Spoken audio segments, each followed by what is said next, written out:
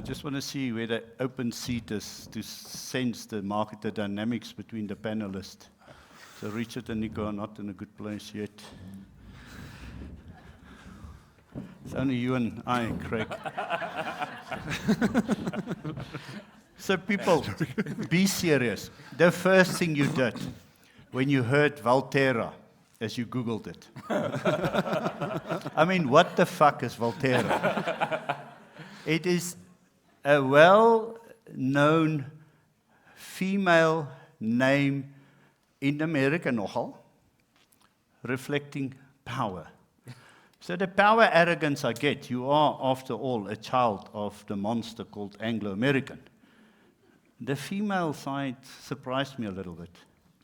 We can choose anything nowadays. We can choose our orientation, but that wasn't part of the name choice, was it? The female, powerful.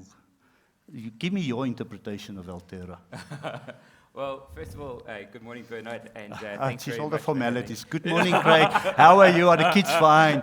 Sorry about that. No, but I was just reflecting. Morning, Richard. Morning, Nico. Okay. I was reflecting. The last time you had me at the PGM Industry Day, you were grilling me about, what it's like to be part of a parent. We're going to get there. And so now I'm really listening quite attentively to what you say today, because your prophecy around what's going to happen is pretty good. So yeah, Valtera, which is Anglo American Platinum's new name, subject to our shareholders approving it in May, and we'll start trading as Valtera Platinum from the end of May, is a combination of two words. First of all, the value that we look to extract from the, and I don't believe it's crap, is what you say, Bernard, from the value of the material that we mine, and it comes from the earth, and that's where Valtera comes from, I think if you go back in history, the dominance and the outcome of some of the female warriors. Certainly, I think pay a lot of homage to the sort of the strength of female warriors, and therefore, our ongoing success as a standalone independent company outside of the Anglo American Group from the middle of the year. So we should not start a rumor that you're going to be replaced by a female CEO soon. It's premature, no? I'm quite happy being the CEO of Anglo Platinum and also Valtera Platinum. We're going to be very serious now. So you are presented out. You just did your Capital Markets Day. I mean, you guys put out some fantastic information on the company, but your future, but also the industry. Can we start with your company? You speak to each one of your assets uniquely and differently. Give us the short version of why do you own the stuff you own? Apart from historically, why do you own them today and continue to own them? Yeah, so look, first of all, we do have a positive outlook for the PGM. Okay, brilliant, but I think that's a good starting point in terms of we have a positive outlook for the PGMs. The size and the quality of the asset base that we have is extremely significant, and therefore our strategy is very clear that we will remain a PGM producer. That's what we know. That's what we're good at. As I say internally, we can still get better at it, and we've outlined some of where we think we can drive operational excellence in our business. And then importantly, because of the size and the quality of the assets that we have, their exposure to the various PGM basket metals, as well as the integrated nature of our value chain, and the investments that we've made in that value chain, really give us the sort of the confidence to be the PGM producer that we aspire to be. So the scale of our operations, particularly at Mahalena, where we outlined that our reserve life is in excess of 80 years. We've got a resource life in excess of 150 years. The opportunities that we have there in order to continue to maintain production at around about 1 million ounces, and then give us the optionality of potentially going underground, and mining a higher grade PGM resource, and combining that with the open pit, and gives us the optionality to be able to increase the production, and ultimately, keeping our costs in the lower half of the cost curve. Last year, we as a business worked incredibly hard in order to reset the cost base, and I think that sort of started to play itself out in terms of where the assets are on the industry producer cost curve, and ensuring that they're sustainable and they generate cash through the cycle. And that really gives us the confidence in terms of who we're going to be as a... Mahalena, even I could operate it, hey? Jeez, nice mind. I think even Willie could operate it. But let's move on from Mahalena. You also stuff around on a few other ore bodies. And you better get your story on this Unki story right, because I don't know why Unki is not twice the size of Zimplats. Look, I think, just Unki, Mototolo, Amandelbult, key part of the portfolio. Unki is a fantastic asset. It really is. I mean, I think, Willie tells me that if we could copy and paste Unki several times, he would be a scratch golfer. Your predecessor used to say, if I could bottle it and bring it to South Africa. She said that on the States a few times, yeah. Yeah, so it's a great asset. So why not more Unki? Operating in Zimbabwe is complex.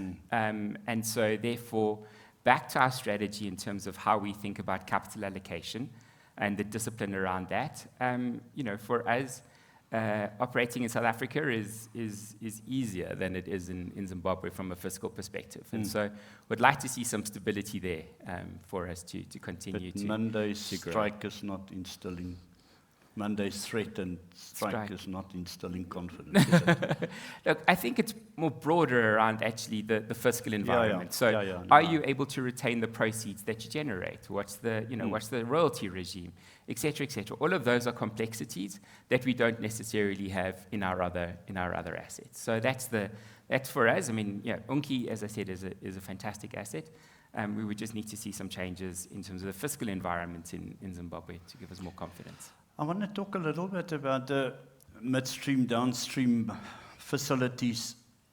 In what shape is that part of Anglo American Platinum? Have you capitalized it? Are your smelters smelting and your refineries refining? Are they in good shape? Yes, I would say they are in good shape. And that was demonstrated last year, where we refined roughly 300,000 ounces more than what we actually produced. We had the benefit of not having any load shedding or load curtailment.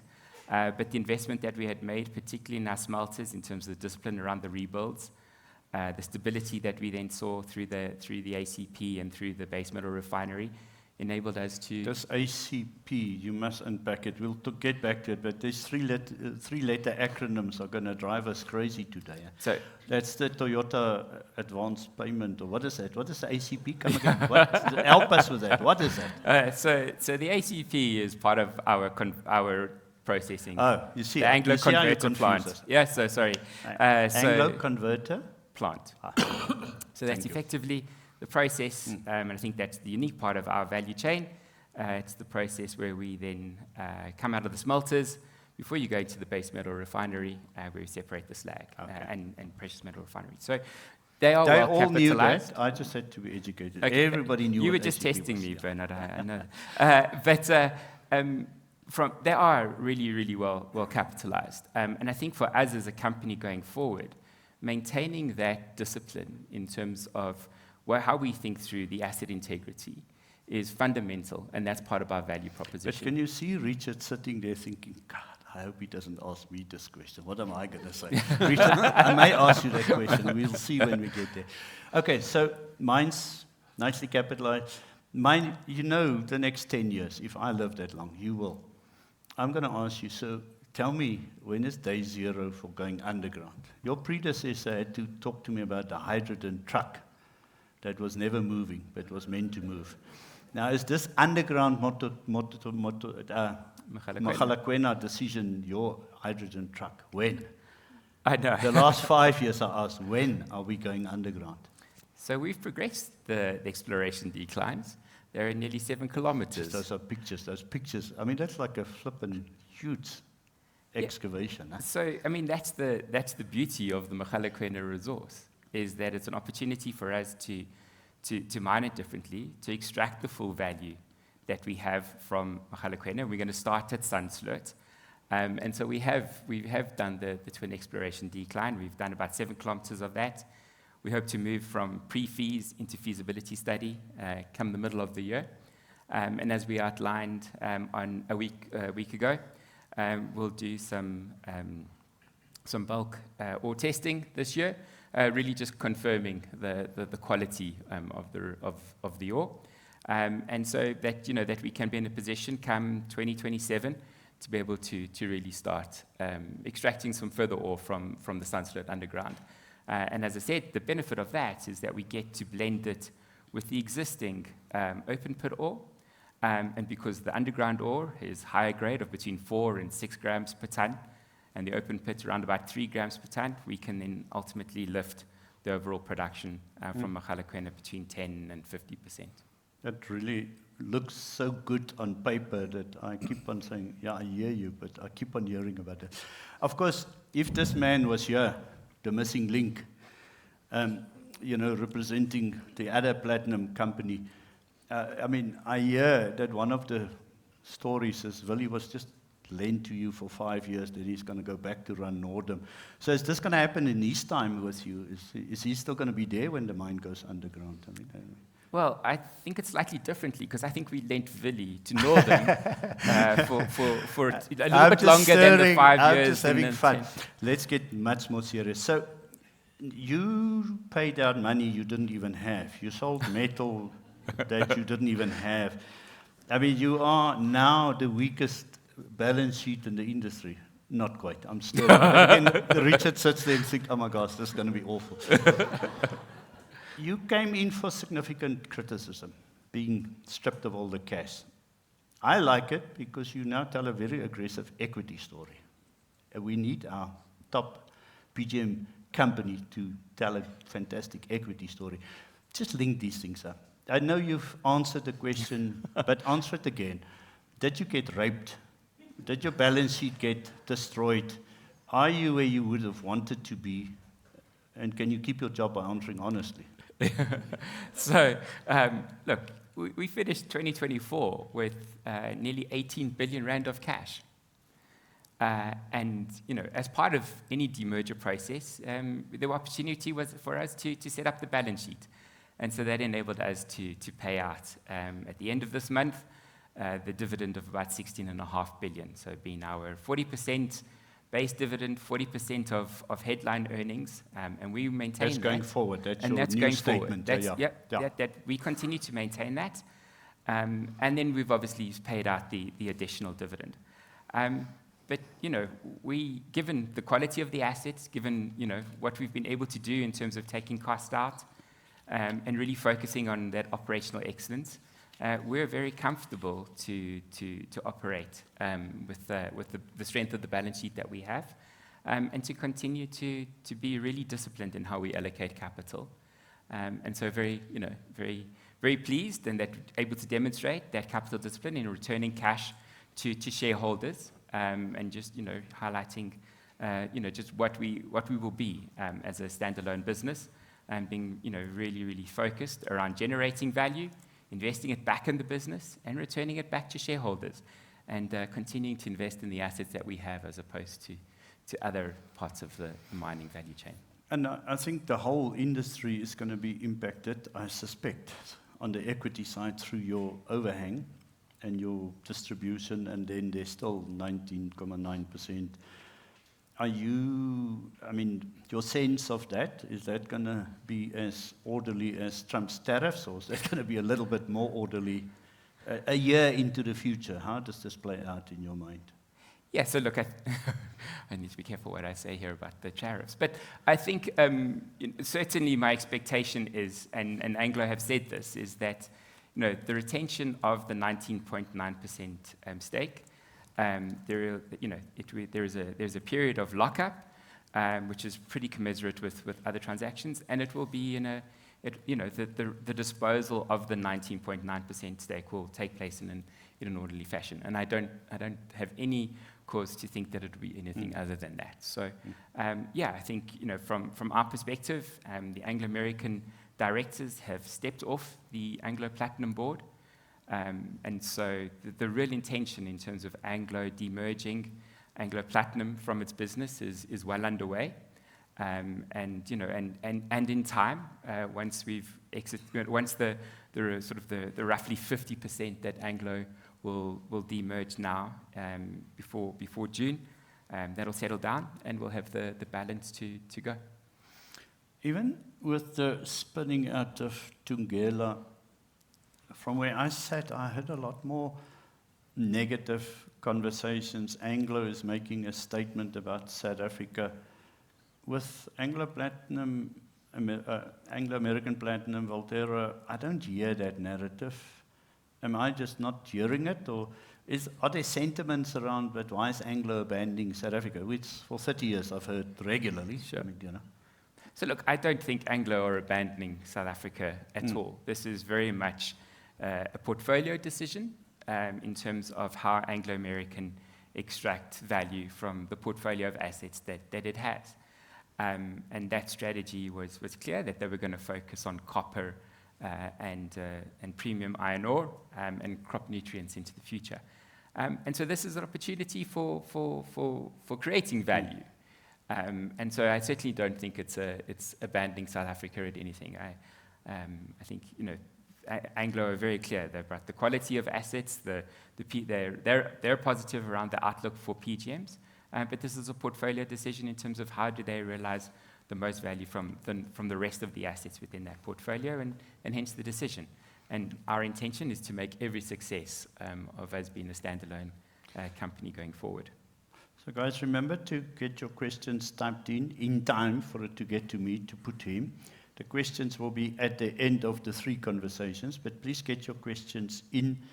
And if you want to address it specifically to Craig, please tell me that you're addressing it specifically to Craig. I want to use a minute of the last 2 minutes with you to ask you, you had 2 sets of slides at your Capital Markets Day that I liked. I thought you were damn bullish about market. Mm-hmm. And then you were quite pragmatic about the wannabes and the promises of the people who all promised new production, but it never materialized. Let's talk about the market and your view on the market. Is that out of necessity because you now need an equity story, or are you really as bullish as you came across? No, I think we've been saying for quite some time that we have a positive outlook on the market. And that's underpinned by demand factors and supply. And if I just briefly touch on some of those demand factors and reiterate what we said last week is, we believe, yes, the energy transition will take place, but it's not going to be as quick and as pronounced as we had. I will unpack that later today. So ICE vehicles are going to be around for longer. Yeah, you continue to see PGMs being used in a variety of applications, and they will continue to be used.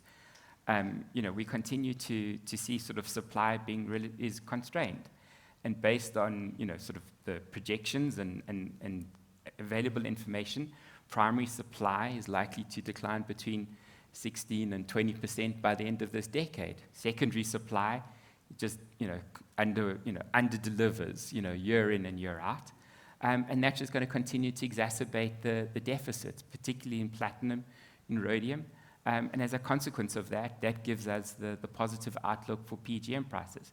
I recognize in the short term it's going to be volatile. Whatever comes, whatever pronouncements are made by various governments and authorities, etc., is going to drive some of that uncertainty and that volatility. But fundamentally, if you've got deficits in the sector, that has to translate into a price recovery. And when you're not making any return on your assets in the current environment, you'll be hard pressed to find shareholders that will continue to allow you to invest into the sector, and so therefore, generating a return and having some price recovery, I think, is really important in order to ensure the long-term sustainability of the industry. In your deck, you've got those slides where you talk about supply and announced projects, and like less than 20% of them actually come on stream 10 and 20 years later. Do you still think, if we add up all the big talk about expansion, you still think that's inflated, overinflated, and won't happen to the extent that it's promised? Is that still your sort of corporate view? It is, Bernard. I think, I come back to my point around the prices. At current prices, or even at analyst consensus prices, you're not generating a return. So why would you deploy capital into something that you're not going to generate a return? And then, if you think about just the scale of some of the capital projects, and we started the conversation around the downstream processing, the enormous amount of investment which is required in downstream processing. You can bring concentrates to the market, but where do you process it? And I know what our options are in our business in terms of being able to process our material. So I do struggle in terms of the scale of investment at the current price environment in order of bringing some of those projects to the market. So we're going to come back to questions, and thank you for the questions coming through. But my last question before I go over to Richard is, the first time we spoke, I said, it must be nice. You get to the office, you phone London, you get your instructions for the day. You said, it's not a bad job. They lied to you, eh? Now you can't phone London. Did you know what the hell you signed up for, young man? Look, the last 12 months have been busy. But no, we're super excited about And Duncan still takes your calls. Yeah, he does. Yeah. That will change, I can tell you. Well, he's still going to be a shareholder, so I expect you'll still be on the WhatsApp. But then he has to take the calls from your shareholder team. Let's move over. Thank you very much. So you're glad you're a gold producer. Diversity is a good thing. Yeah, so Sibanye has been super active restructuring balance sheet. To me, as an outsider, I mean, you've invented some new instruments, you've done humongous royalty streams on your gold, etc. Talk to us about, can we start with your balance sheet, and then we'll get to your operations. You've got, on paper in your presentations, you talk about huge facilities, but you sit with a market cap of 50. So I'm not sure what to make of Sibanye, but you're going to unpack it for me. And this is a PGM day, so we have to get to that shitty assets, those shitty assets as well. But let's start with Sibanye. Richard. You've got to love scripted questions. Oh, did you send me questions? I'll look for them. I must have lost them. Look, I mean, I think to put the balance sheet into perspective, it might be worth just reflecting very briefly on the history of the company, because I think that's important. So if we go back to where Sibanye started and where we are today, I think many know the story, but we were a gold-only company, gold mines that had 5 years left and were supposed to close. So we were a 10-year company at best if we were lucky. I think we then counter-cyclically invested into PGMs quite aggressively, and in particular, the Stillwater acquisition in the US was, I think, the first time we really geared up our balance sheet. So that was a $2.2 billion acquisition. And we took on quite a bit of debt to get that acquisition done. I think as part of moving into PGMs, one of the things that we saw back then was we spent almost 2 years studying the PGM market before we made our first move. And ironically, not too dissimilar to where we are today, there was no good news on the horizon. PGMs were dead, and we got asked a lot of questions. Gold was flying at the time. A very similar environment to today. Why are you doing this? Well, it turned out to be fantastic timing, and I dare say cycles will repeat themselves. But as part of that, we did study the market, and one of the things we saw was electrification, change in energy. And that's what prompted the start of the thinking into what started as a battery metal strategy, and later has become more of a green metals and an energy metal strategy. But from there, we then used our balance sheet again in order to diversify into those assets, some of which we're building at the moment. So that's been the story of the company. So, when we look at it, I mean, essentially what's happened is we came through a fantastic period of PGM prices. We had geared ourselves up, but with very healthy earnings. That was we were still in a strong position. PGM prices, I think we all saw the turn coming. We knew it couldn't last, but it came faster and quicker and lower than what we expected. So it was time, I think, to sit back now. What we have done as a company and created is a phenomenal asset base. So had we just relied on gold, on our gold assets, I doubt we would be around today, certainly not in the form we are.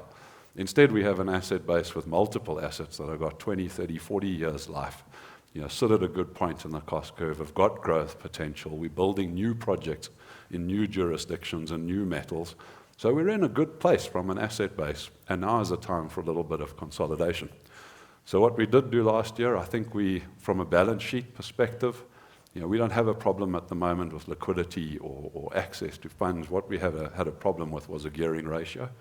So we have a covenant at 2.5 times net debt to EBITDA, and that's when your EBITDA comes off with prices, that puts pressure under those covenants. So what we did last year was a lot of restructuring, essentially, to get that net debt number down to within a comfortable level. And that's where we are today. I think longer term on the balance sheet, of course, we would like to chip away at some of that gross debt number, because that is what gives you flexibility and firepower.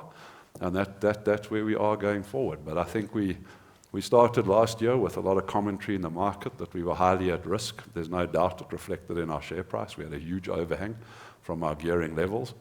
But I guess as always, if you assume management teams do nothing, then of course we were at high risk, and of course we would have hit the wall. But I guess that's why you have management teams, is to manage that.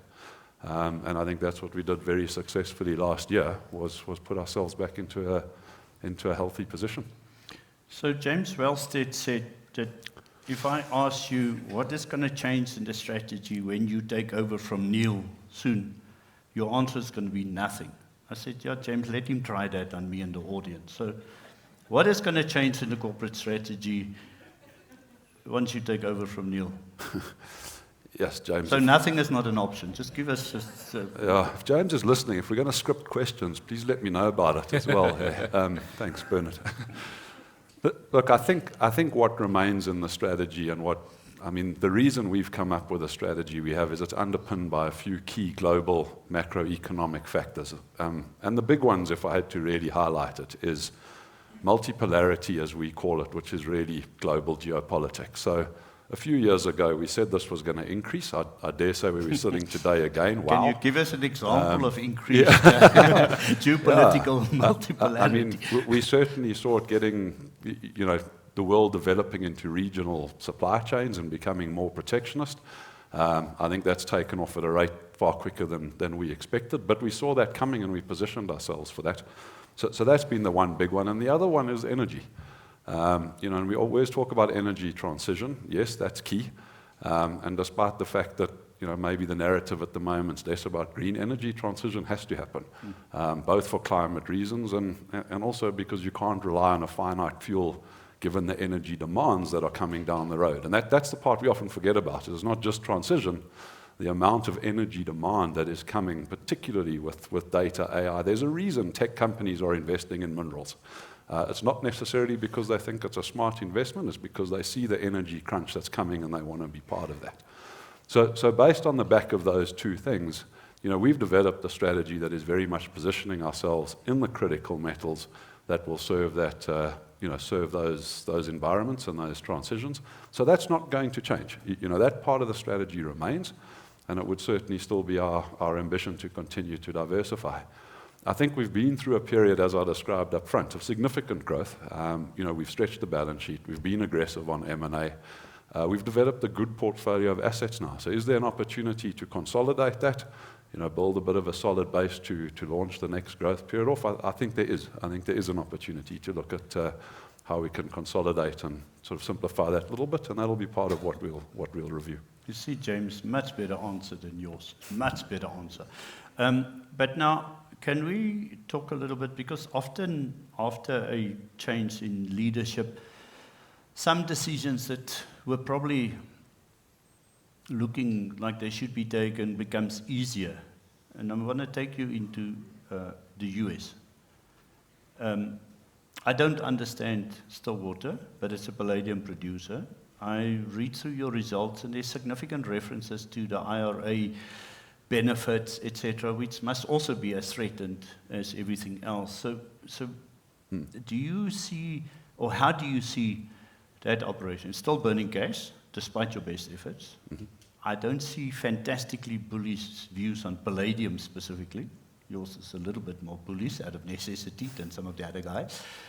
But can we unpack Stillwater for us? From should we have done it, but you did it, now you have it, what's the future? It's very tied into the politics of North America. It's complicated. Help us understand. 100%. So let's try and unpack Stillwater, I guess, on sort of two different levels. Firstly, just as an ore body, as an asset. I think anybody who's looking at investing in new assets, you go through it. Number one is geology. Number two is infrastructure and stability. Number three, so you go down the list, cost of capital. If you look at something like Stillwater, and we can come on to palladium markets, clearly that is important over the long term. And listen, personally, my view is PGMs short term are going to be volatile and tough. Long term, they have a phenomenal story. And we need to start talking better about that story, but that's for later, I understand. But Stillwater is an asset that's 6 times the grade of the next highest PGM asset in the world.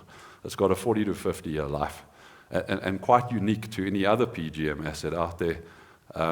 As a geologist, it's got what we call a grade tonnage curve. So effectively, you can shrink your mining to higher grade, increase margin, survive for a period of time, and almost play with that curve depending on prices. Now, no other PGM deposits got that. It's something we're very familiar with in the gold industry. So from an ore body and an asset perspective, Stillwater is phenomenal. So where does it struggle a little bit? Costs. And why does it struggle in costs? Well, because it operates in the US. Costs there are higher from a labor perspective. Stillwater is also environmentally the best asset by more than 100 times when you look across PGMs. So their emissions are 100 times lower than the next biggest or the next best standard. The water quality, and it's because of where it operates. It's in Montana. We have a blue ribbon trout stream that runs straight past our mine, straight past our tailings dam, and you have to protect that. So that's why it is where it is. But that comes with cost. Now, why is it strategically important? Well, the geopolitics comes straight into this. Everything we're currently seeing across the world is protectionism for critical metals, and that's going to grow. And the strategic opportunities, it's becoming less about friendly relations across the world, it's becoming transactional. So what do you have, what does somebody else have, and how are you going to transact? And of course, being the only, or the most significant, the only producer in the US, in North America, it's the largest producer of palladium. That is a key strategic asset, and to the point, that through engagements with government, we were able to, I guess, demonstrate why this is a key asset, demonstrate why as a company it doesn't make sense for us to be carrying all the losses by ourselves. There are these extra costs for good reason, and how could we get help? And that is where the 45X came from. And essentially the 45X is a tax regime in the US that motivates for the production of critical metals in the US. Very basically, you have to mine them and all the way through to refine them. And if you do that, you can apply for this credit. It's 10% off your total cost base that gets paid to you in cash. Now, in terms of what that does for us for Stillwater today, that actually accounts for almost half of the losses that we are currently experiencing at Stillwater will be covered by 45X. We don't believe it's at significant risk at all because it's already embedded in the law, and in fact it's aligned with what Trump is trying to drive, which is protectionism and self-generation of critical metals. And your numbers say it's like $60 million for the coming year, down from 100 or something. Correct. So just quantify it, it's a big number. Absolutely. So over the last 2 years, while we Stillwater underwent significant restructuring last year, so we halved the size of the output. While it was still running at 450,000 ounces, that number was close to 100 million per annum that we will be getting back for the last 2 years.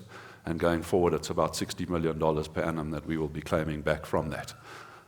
So if you look at the outstanding losses at Stillwater at current spot prices, it's probably in the region of about $40 to $50 million.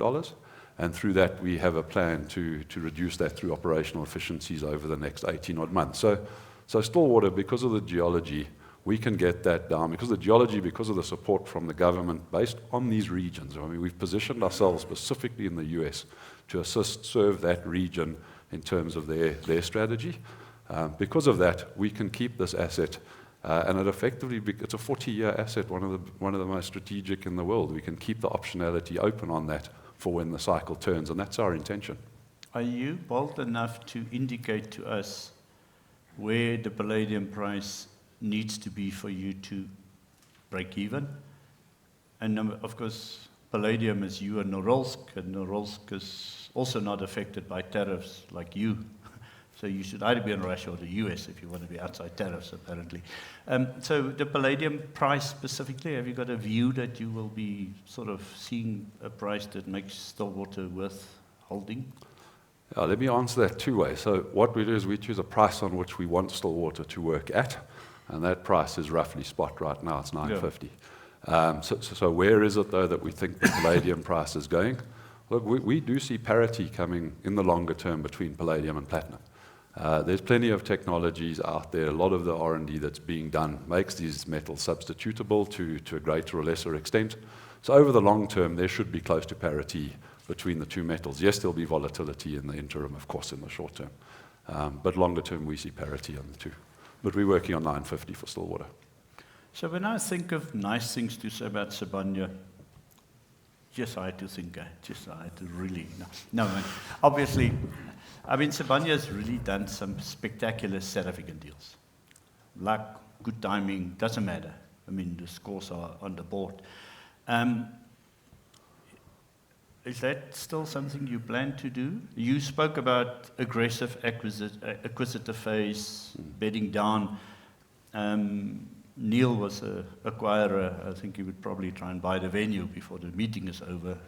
Are you different in that way? Or is it the corporate DNA? Is what I'm trying to unpack the M&A part of your future. No, I mean, I think M&A is in our DNA. Again, I want to stress that I think what was very necessary over the strategy and over the last 10 years for the company to be where it was, and full credit to Neil, and I think the team that's developed it, is we went on an aggressive strategy to diversify the asset base we had. Bearing in mind we started a company as assets that were spun out, and most people gave us a couple of years and we were going to be dead. Today we've established a good asset base. So that was absolutely an appropriate strategy for that. And I think what's embedded in the company's DNA is yes, M&A is something I think that we're comfortable with. We've been reasonably successful at it. You're never successful all the time. There's always risk involved, but we've been reasonably successful. And I think the other thing that's embedded in the DNA is the ability to operate in tough areas and possibly operate tough assets. So I think we've been quite good at identifying assets where we can see value, that we can turn around through whatever mechanism, operational efficiencies, synergies, through bringing assets together, cutting overhead costs, whatever the case may be, and learning to operate in tough environments. I mean, today we look back, Lonmin, probably one of the most successful acquisitions ever. That asset paid itself off in a quarter. But we forgot when we took it on, there was a view that nobody wanted to touch Marikana and the legacy that came with Marikana. That was something we embraced. We took it on, and I think that's in the DNA of the company, is we look at tough situations, we come up with strategies how to deal with them, and we fix it. And I think that will remain, as part of our DNA. So absolutely, growth will still be there. Absolutely, M&A will still be there. Does it need to be as aggressive as what it's been over the last 10 years? No, I don't think so, because we've established a good, solid, long-term operating base that we can leverage off, which is different to where we were 10 years ago. This is a PGM conversation, but your story started with those gold mines that I must say was a moment of madness to buy those things. At this gold price, I mean, you spoke about that 5 years of life, but if I just divide your reserves by your production, now it's got long life. Is that mostly gold price? And how do you think of your gold portion, your cash driver right now? How do you think of that now with gold at wherever it is? Yeah, I think if we look at our gold assets, listen, they are highly leveraged, and I mean operationally geared. Let me put it that way. Like I say, these were assets that were supposed to close in 2020. We're in 2025. We've given them another 8 to 10 years that we think could still come out of them at the right gold price. But it is important to recognize for those who know gold mining, they are very cost-intensive assets. They're deep level. You have a big fixed cost base. And therefore volumes are critical. So you do end up going through step changes as these assets come to an end of their life. I think today, listen, the gold price has certainly assisted those assets. I mean, they are not low cost. Our gold assets, our PGM assets are in the lower half of the cost curve. That's where we're investing. That's where they'll come through. The gold assets are very much Q4. And we recognize that. So really the gold is about, I think, protecting them during down cycles, and then making money during the up cycles like where we are right now. And that's almost how I see them, and that's the strategy for those assets. I think from a South African perspective as well, those mines still employ 30,000 people. And we can never forget that. There's a 10-to-1 dependency ratio on mining in South Africa, as we all know. So there are 300,000 people's lives who are dependent on those assets, whether it's for jobs, schooling, medical aid, communities around us. So we have a real responsibility to try and make absolutely sure that they can survive as long as they can. Now, we're still a company. We're not we're not the Red Cross. We've got to still make a profit, but that is our job. We're not a charity. But of course, if we can keep those going during the down cycles and make money during the up cycles, as we are now, those are still important assets in our portfolio. And to be honest, I think I'd love to have more gold in the portfolio going forward if we have that opportunity. If you're going to be producing industrial metals like we are, the plan is PGM metals that will be exposed to overall global growth. And I dare say what we're heading into a period now is going to be challenged global growth. Having gold in the portfolio for times like this is extremely useful. It's playing itself out now. Good. Let's go back to platinum, you gold miners. I don't know how you cracked an invite, huh? Nico, when you, on behalf of Implats, you look at the same market, you look at the same positive or negatives, but do you interpret it differently for Implats? To what extent would you say your positioning or interpretation of this world is unique to the assets and the positioning of Implats? Just unpack that for us, if you don't mind. Perhaps I'm going to start by talking to some common areas. Similar to the other gentlemen, we do believe that the transition will take slower. We do believe that there's a space for competing neutral technologies that use our products. We do believe that it's a very unique set of metals. We do foresee growth in both industrial and jewelry, but we see that limited to 3 to 5% over the long term. We do agree about multipolarity, but also, I regret painting a slightly different longer-term position in terms of how it impacts on the business. So I think where I'm slightly more cautious is like we believe that fuel cell electric vehicles and hydrogen specifically provides an opportunity to offset the decline in demand that platinum is going to face as a consequence of the conversion to electrification. So it's an offset, not a growth. Is that what you're saying? Yeah, so if you look at the platinum market, we're currently at 8.1 million. We think that the demand is going to go down to 7.5, but long term we see it returning back at 8.3. But it's all premised on, of course, highly speculative technology evolution over time. We've got a more longer dated view on hydrogen. But we do believe that there will be an offset for the decline in platinum demand as a consequence of electrification. But the concerns for palladium and rhodium is that they do not have the applications in fuel cell electric vehicles and hydrogen.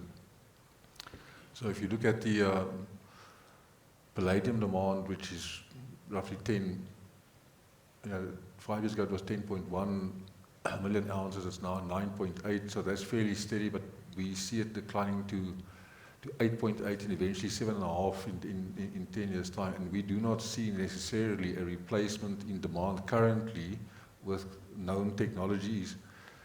So if you look at just the market fundamentals, we see palladium being in deficit for the next number of years, but in the long term we see a surplus, and we do not see that yet. I mean, I'm not saying it won't happen, but we don't currently have visibility on technology evolution or demand that will offset that, and similar for rhodium. Because, 90% of rhodium's application is in the removal of NOx emissions from ICE engines, and similarly, it's 90% is used in automotive, and like 150,000 ounces used in industrial. So similarly, we don't see the offset for the decline. So that's where we perhaps are a little bit different. Also, when I look at future market projections and how we need to interpret that from a company strategy point of view, I'm also acutely aware that we're living through the current present. I mean, we can speculate about the future as much as we want, and we have the right to update that on a quarterly basis, so we are never entirely wrong. But when I look at the long-term correlations between our forecasts and reality, there's huge gaps. And so I think that in terms of developing company strategy, you should have a range of options. And so when I spoke at our interim results, I was perhaps more talking to the current reality, where a significant part of the industry is cash negative. And so, if I look at from 2010 to 2024, we've had 2 years of super profits. The rest has been pretty interesting.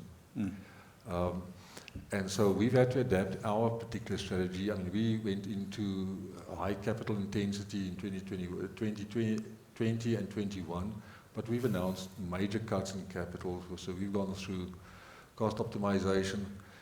And I do believe, so if I think about what affects price behavior, it's not just our views about market structure, deficits, or surpluses. It's also got to do with other perceptions. I mean, one is the view that as an industry we cannot cut supply.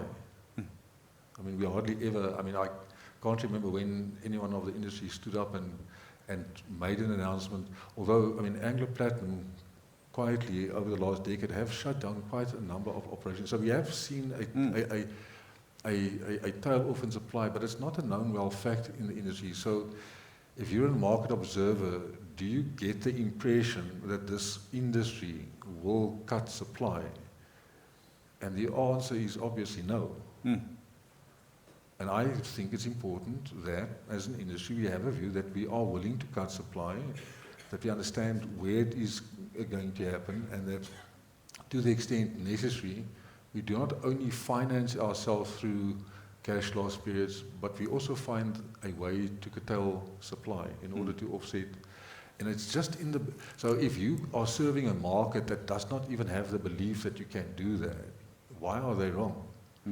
And so for me, and I mean, Implats has taken a view, we are a material player in the market, that it's important to be able to say that. And to the extent necessary, that we follow through. So if I look at the world's experience with it, I mean, Anglo went into a major restructuring announcement, a number of years ago.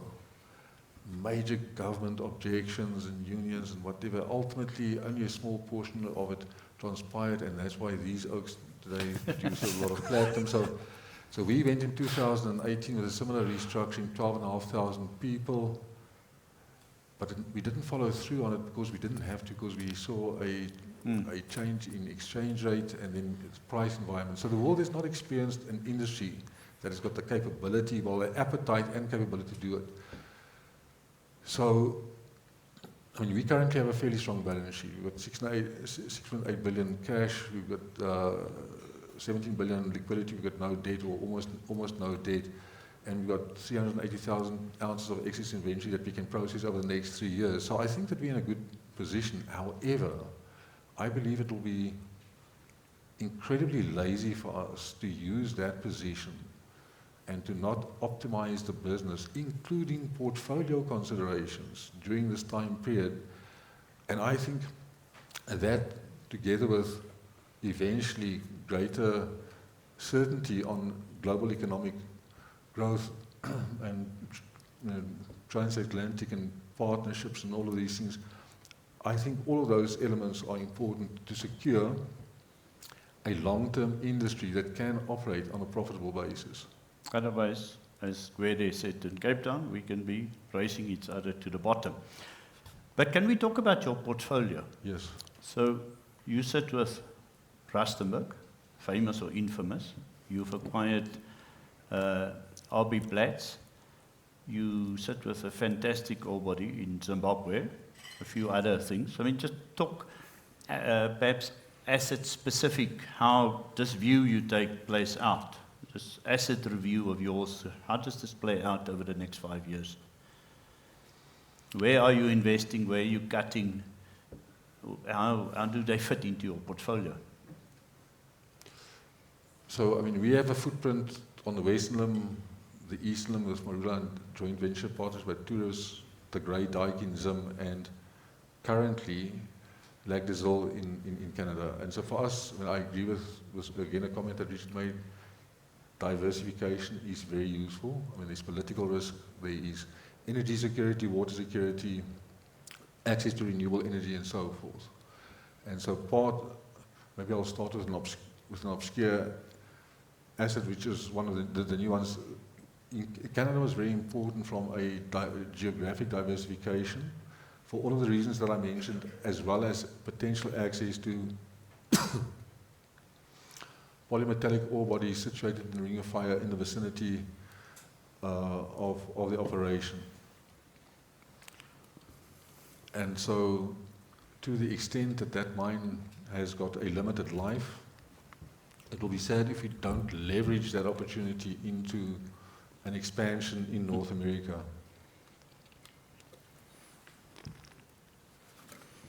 Rustenburg is a key asset, produces 53% of our total production base.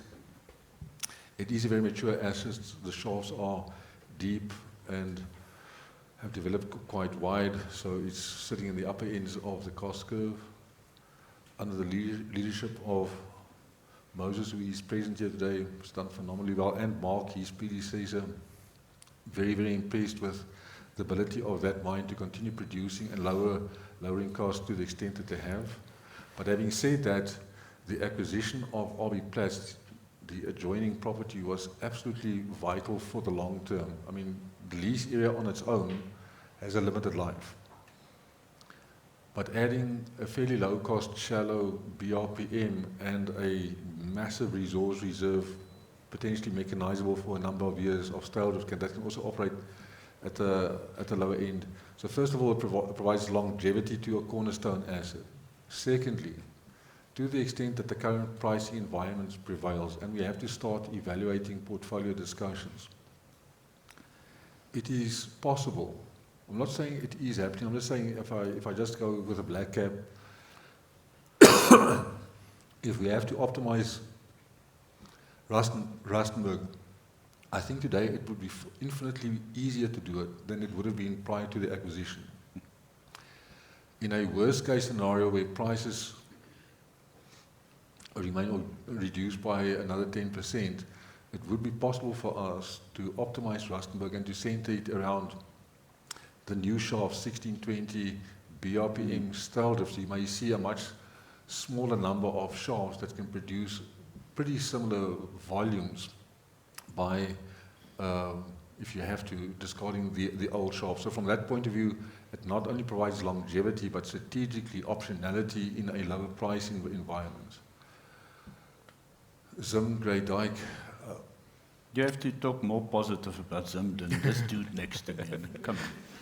Yeah, so I mean, so Craig is not wrong. However, there is another side to that coin. So I think Zimbabwe, and by the way, we have a very proud history of interacting with policymakers in Zim, and we've you know, I'm very happy with the leadership that we've got at Implats and our board with my team. Whilst there are fiscal and policy challenges at Zim, operationally, it is the simplest and most predictable, safest, most efficient, low-cost operations that we certainly own.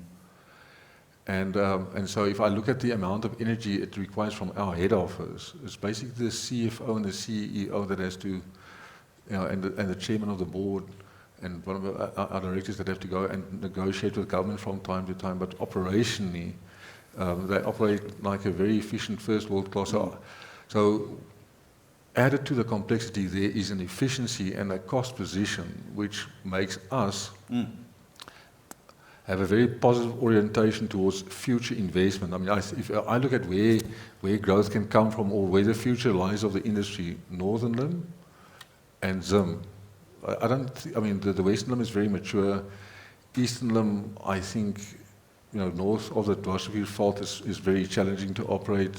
The mines to the south have already been established. So that's where we are, and that's why a large proportion of our capital investment over the last 5 years have been directed towards Zim, because we do see a very positive future. And then, Two Rivers, Marula, our assets on the Eastern Limb, they provide significant throughput through our processes. Marula, we need to improve the performance at, but in 2018 we couldn't sell Marula for $1, and then in the years preceding that it made more money than it lost in the preceding 10 years. So it is an asset that really has got potential if there is an elevation in prices, as we are starting to experience right now. So can we then go to your downstream facilities? Are you positioned? Are you capitalized? Are you able to refine, to treat and refine? I mean, how's that part of your business? Richard, I forgot to ask you about your scrap metal side of your business, but I'm with Nico now. So when we contemplated our investment priorities, processing attracted a significant portion of our investment, and that is as a consequence of the evolution of source material for processing. So we have found over the years a greater contribution of base metals in the ores from the various producing areas. Therefore, you need greater quantities of processing capacity to process the same number of ounces of PGMs. And we were running at with our smelting and base metal refining, defining the critical throughput areas in our business.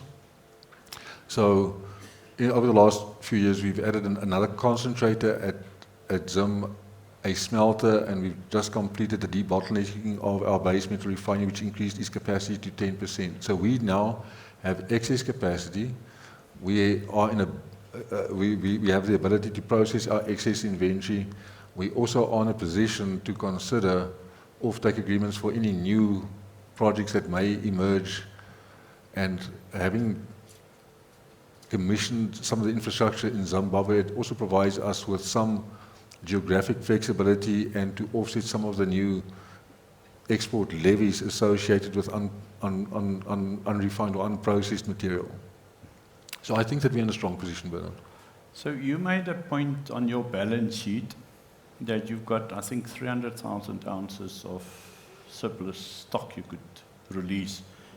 You just sold a lot of stuff from the past. Shouldn't you fire your plant managers? I mean, how do you build up so much stock? Simplistically for us non-platinum miners, how do you end up in a position where you have so much unsold metal?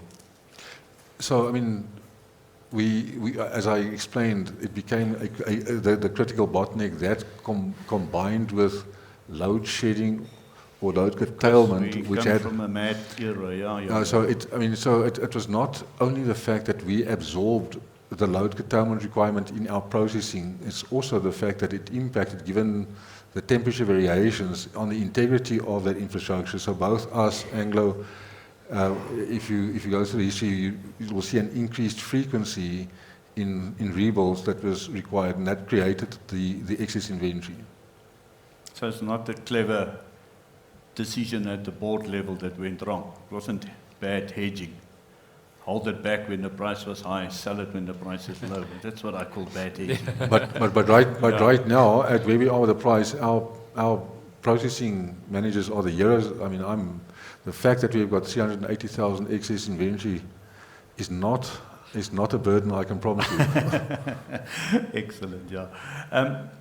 Nico, so when I went through all the things you've said publicly, you're the one guy who sounds like, I mean, almost putting it to the market that you're going to have to pay us to produce. I mean, you don't think there's just more PGMs coming at whatever price. Are you the voice who says, you know, Mr. Market, you have to pay us for the effort of depleting our reserves? So I'm not sure that I used that exact words, but I do think that we have a responsibility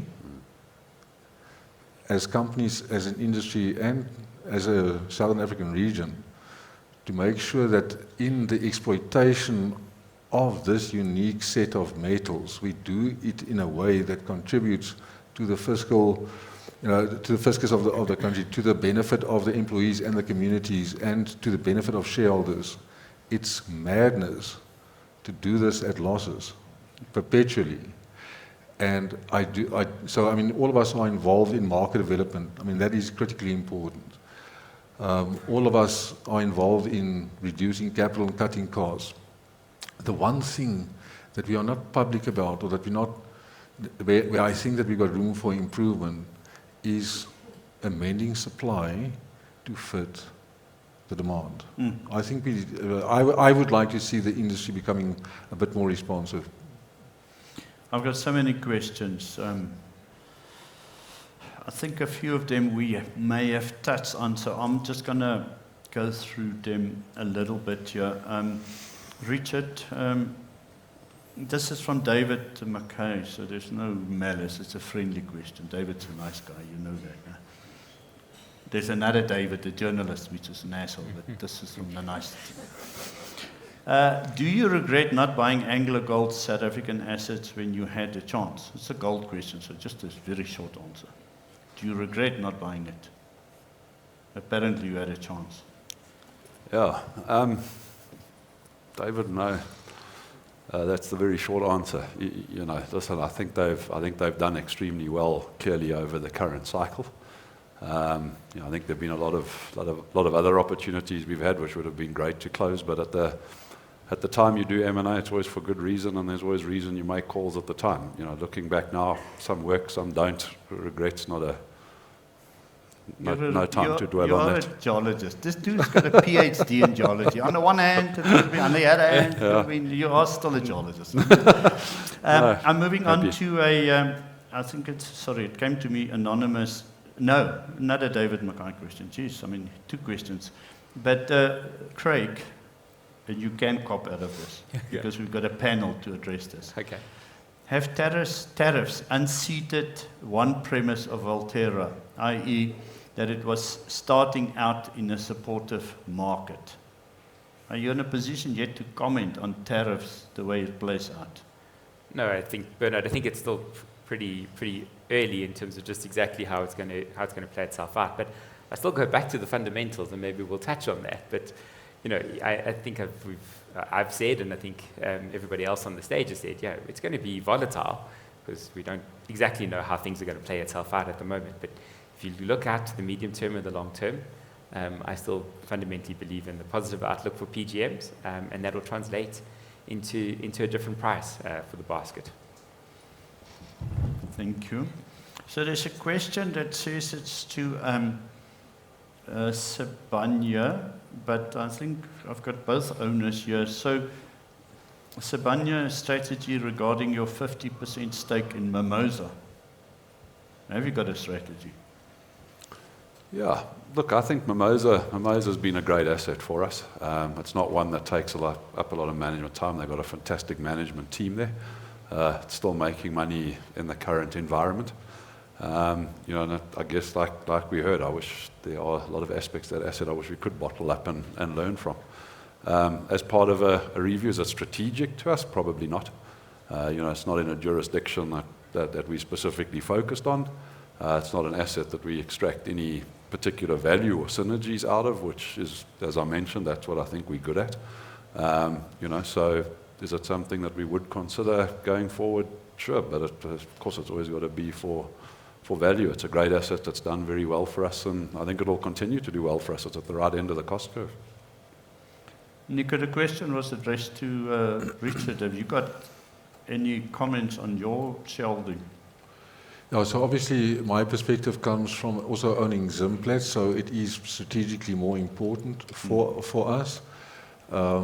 What I will say is that the policy changes have a greater bearing on Mimosa, and is probably more acute for Mimosa to bear, which, if that's the only asset, now I think Mimosa is in a more distressed position as a consequence of policy uncertainty. But given the fact that we've got Implats, we are now going to process 50% of the concentrate of Mimosa through Implats. So the synergies that Richard is referring to is more prevalent on our side. Yeah. So, after 30 years of verbal abuse from Brendan Ryan, I still invite him because he sometimes just asks the questions better. I tried to ask you this question. Okay. What are your feelings on Anglo draining nearly all Anglo Plat's net cash away through that special dividend payout? You said, I said it so politely that you could get away with not answering. Brendan put it bluntly. Do you want to add to what you said earlier? No, Brendan, I think it's very, very clear. It was an opportunity for us to set up the balance sheet in going into the demerger, and that's what we've done. So we've been able to replace the Anglo American facilities with local and international facilities. We're now really confident in terms of where we are with the assets and our strategy in terms of how we're going to go about executing the operational excellence piece. And that, just gives us the confidence in terms of being able to pay out the dividend that we've done. So I'm very happy to repeat it again, Bernard. Correct. If there is anybody that doesn't understand. The next question is anonymous and to you, but I promise you, if it came from somebody else, it could have gone to any of these CEOs. Congratulations on generating 18.4 billion of free cash flow. Mm-hmm. Thank but you. Why are you squeezing your suppliers so much while having so much money? No, I mean, let's be blunt. A lot of people feel exploited by big business. So talk to that. Why are you squeezing so hard if you are making so much money? The purpose of being in business is to make sure that you create value, and the reason and how you go about doing that is by running your assets efficiently. And what we've done in the last year is we've needed to reset the cost base. You had seen continued inflation, above inflation increases year in and year out, and we needed to do something. We could not sustain our business at that current level of increases. And therefore, for the benefit of everybody, that we needed to ensure that our sustainability, and therefore we needed to take the action that we did. But the action that we did was not just because we just squeezed suppliers. We stopped work. We needed to reduce our head count and just become much more focused on getting back to the productivity levels that we had previously had. And as I said, I think we've still got work to do. And I'd expect us to be able to do that in partnership with our suppliers, that we make sure that we create value for both of us. But it can't just be a one-way street where we have above inflation increases year in and year out. Yes, a very sort of operational question from Lebo Mofokeng to the three of you, but perhaps Nico, I can start on your side. Your sense around development rates at your operations, do you have any concerns? I think this goes back to in tough times, we cut, and are we cutting in bad places, Nico? Implats perspective, are you feeling that you are doing things that you may regret? No. So, I mean, our capital reduction is from 14 billion to 8.5 billion. It's 42% lower. However, the majority of that is expansion project or life of mine extension projects. So we keep a very close focus on our development replacement rates, the stay in business capital as a proportion of operating costs. And I mean, so during our interims, we spoke about that. I think that we are operating in a sensible way. There are one or two areas where we were significantly ahead with some development where we've used the opportunity to just reduce the rate of that development. But overall, it is not something that we see as a sustainable strategy to cut the lifeblood out of tomorrow's production. Richard? Yeah, no, not at all. I think, listen, when you're operating, sustaining capex is clearly key to the business. If we look at it purely, I think the question was on a development ratio. In fact, our South African PGM assets coming out of COVID we were quite concerned about that due to disruptions that we had in the workforce, etc. Since then, it's something we've paid a lot of attention to. And in fact, today, our development ratios, square meters to squares, whatever ratio you want to look at, is the healthiest it's been in 5 years. So very comfortable on that front. I think in terms of the other big sustaining capex is obviously maintaining infrastructure. That's a big one. And again, I think that's something that we watch very carefully. I've got to use the opportunity just to say our scrap steel doesn't have any inventory in it. But beyond that, it's something that we've actually been investing in through the cycle, and particularly around our refineries, both base metal and precious metal. So no, I think sustaining capital is something that the industry as a whole, quite honestly, watches very carefully. And I don't think there's a lot of risk through the cycle on that front. Growth capital, different story. Have you had a time, Richard, as a team to think whether this sort of tariffs is going to change the dynamic between you, Stillwater, Norilsk? I mean, are you bold enough to go there? Yeah, listen, I think tariffs are interesting, and Come again? Yeah, no, interesting. It's during times of chaos is where you get a lot of opportunity, and I mean, I think we've got a change happening globally. And when a change happens, you've got to unfreeze people's thinking, change the thinking, and then refreeze it. And right now, everybody's unfreezing, and that's where you can direct thinking. So I actually see it as a huge opportunity. I mean, I think there are 3 levels you can think of tariffs on, in my mind. I think the first one is, without a doubt, the simple thing that it is going to do, unfortunately, is affect demand for our metals. And that, very simply put, is we know tariffs, trade wars, while this settles, you're going to get lower global growth, you're going to get high inflation, you're going to get high interest rates. That's going to affect the buying of cars. So unfortunately, where we were getting quite bullish towards the end of last year, that interest rates were turning and demand was coming, we've pulled back on that a little bit. So short term, I think, is going to be a bit more volatile, and hence the restructuring and position we did for that. So that's the bad side of it. I think the other part of tariffs that's coming in is it's going to drive these regional supply chains.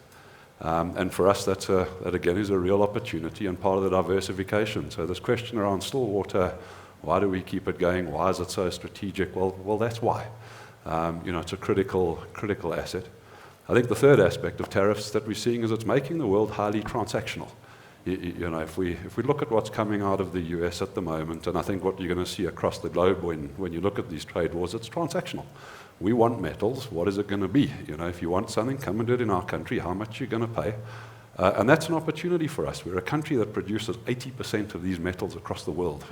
And I fully agree with Nico's statement that we've got to shift our thinking here from being miners, price takers, race to the bottom on costs, to we are producing some of the most valuable metals in the world, and if we're smart, they'll continue to be valuable metals for the next 50 years, which is why I'm bullish, because they're so unique. Now, in a world that's becoming highly transactional like it is, do you not want to be sitting on 80% of what we're supplying? So I think this whole tariff debate, absolutely it's a risk, absolutely it's volatile, we've got to manage it, understand what it's going to do to your business in the next 12 months. But do I see the opportunities coming out of this? For sure. I don't think there's a better place to be than PGMs right now. Nico, if I quickly try and distill one area of difference I hear between Richard saying palladium will be fine because it will substitute for platinum and prices will sort that out. Your narrative is platinum is going to be better off or less affected by energy transition. Palladium's going to carry the brunt of that. Is there a difference in the interpretation? Do you think palladium substitution of platinum will carry palladium more and affect platinum? Carry palladium more and affect platinum negatively? Do you think that? Well, the 2 companies specifically collaborated with BASF in developing the tri-metal catalytic converter. So there are examples of us as an industry collaborating to facilitate the evolution of technology such that demand is more proportional to the ratios in which the metals are supplying. So, I mean, I think that that perspective of Richard is not entirely wrong. So what I will do is I will look at the combined demand on platinum and palladium and factor in some switching between the 2 metals, because I do believe that is possible. So, Craig, these freeloaders sitting next to you, especially this Richard dude, don't you just wish they would carry the full weight of market development, contribute to all these executive travel clubs that we will have on later, talk about the fantastic work they do all over the world whilst flying business class. Talk about market development, because this is where you guys are different. I mean, Sibanye has done spectacular work, but differently to the Anglo of the past. Talk a little bit, and we have that on the panel, that's why I'm not going there. I just want to hear your perspective. Should the producers collaborate even more when it comes to market development, and where? Yeah, I think the short answer to that is yes, we should collaborate, and we should make the appropriate investments into market development, because it's fundamentally important for our businesses. We're all sitting up here. We all have significant exposure to PGMs. So therefore, continuing that development, I think, is really important. That doesn't mean to say that we should do it in the way that it's been done historically. There is an opportunity for us to do it differently. We can think through different partnerships. It doesn't need to just be the producers. But I do think that it is fundamentally important for us to do that. And we're certainly reshaping how we think through market development as a standalone company. It's fundamentally important to us, but I come back to the point that it needs to generate returns for us as a business. And you've seen that starting to play itself out. But yeah, it needs to be focused. I think we need to work on advocacy a lot more in terms of where PGMs can be used and the criticality of what the minerals are. And so we need to really enhance that as an industry, as producers, and then also work out, how do we then partner with others in driving that utilization and not just ourselves. So yeah, absolutely. And they're all nodding their heads here, so I think it should be an easier conversation. There was a smirk on Richard's face whilst nodding his head. Ladies, gentlemen, there are not many industries where we in South Africa can bring together 80% of an industry, have a conversation, and talk about something which is absolutely fundamentally critical to our country, to our region. So I want to appreciate, Nico, good luck with your 2 oceans. Just remember to finish, that's all. Nothing else matters, just finish. I really appreciate your input, gentlemen. Thank you very much. Ladies, gentlemen. Thank you. Our CEO's panel.